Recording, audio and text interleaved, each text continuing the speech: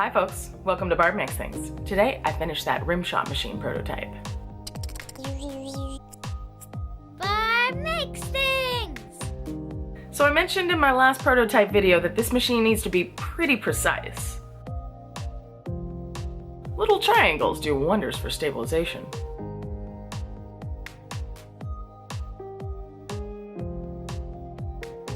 Trouble is that a marble bouncing off corrugated cardboard like I did last time is not going to be consistent.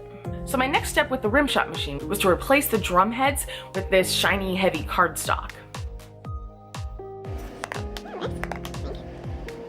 Much better.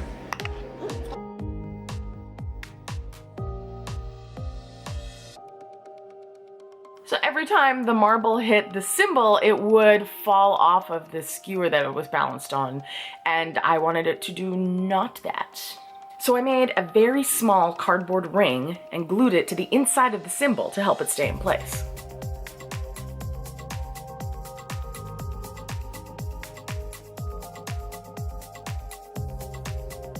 It was still tricky to get the marble to go from one drum to the other and then onto the cymbal, so I built some guides.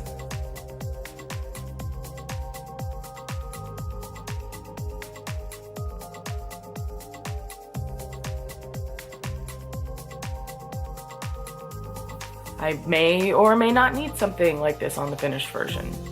Remains to be seen. I suspect there will still be a fair amount of tinkering through the rest of this build.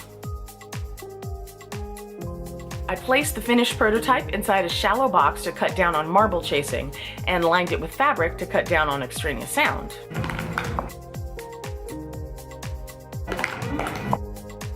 And it works more often than not, so I'll call that a win.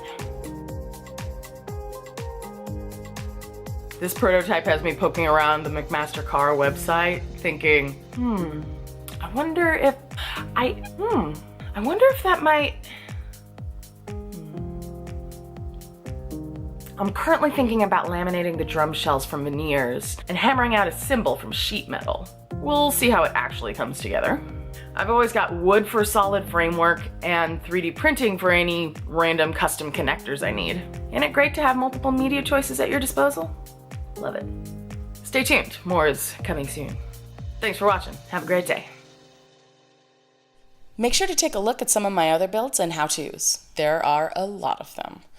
Don't forget to subscribe, and if you click the little bell, you'll be notified whenever I upload a new video.